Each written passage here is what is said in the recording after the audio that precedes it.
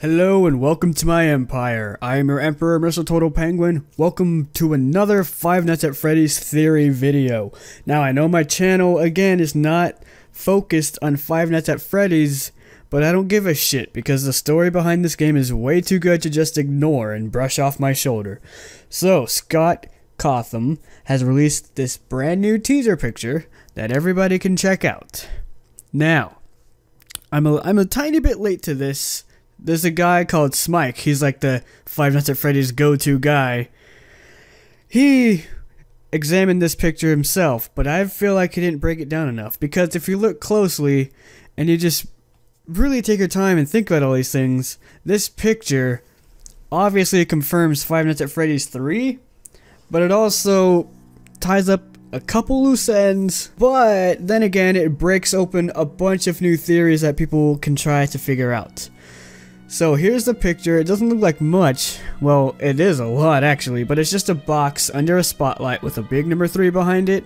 And if you look inside of the contents of the box, you will see only toy animatronic parts. You see all the masks, you see an arm, what is that, a spine in the background, and Bonnie's guitar. And if you look on the side of the box hanging over it, you see the paper plate. Remember that paper plate little artwork that keeps appearing in your office randomly at times and Chica would hide it? There's a big story behind it. And we can also see Foxy's hook hanging over the side.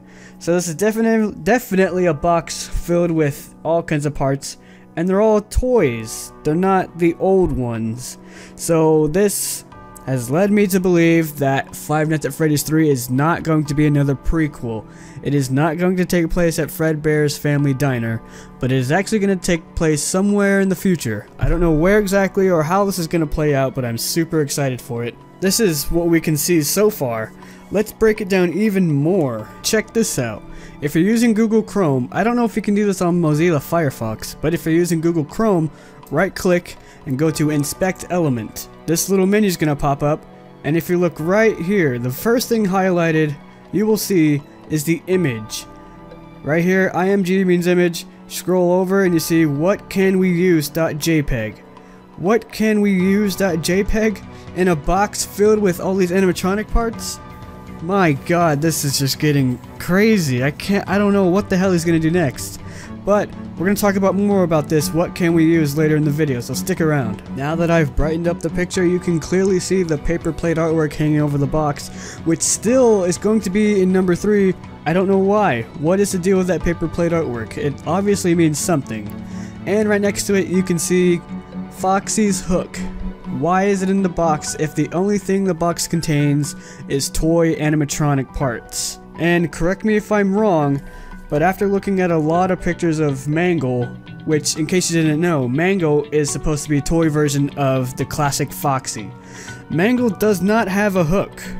Anywhere. I've looked at pictures. Mangle only has hands, just like the rest of them. No hook.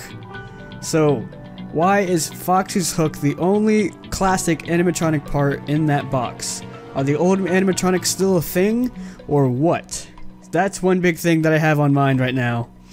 Now let me brighten up the picture one more time. If you look up here in the top right corner now, you can see this dark figure-ish animatronic that's just standing there stalking you.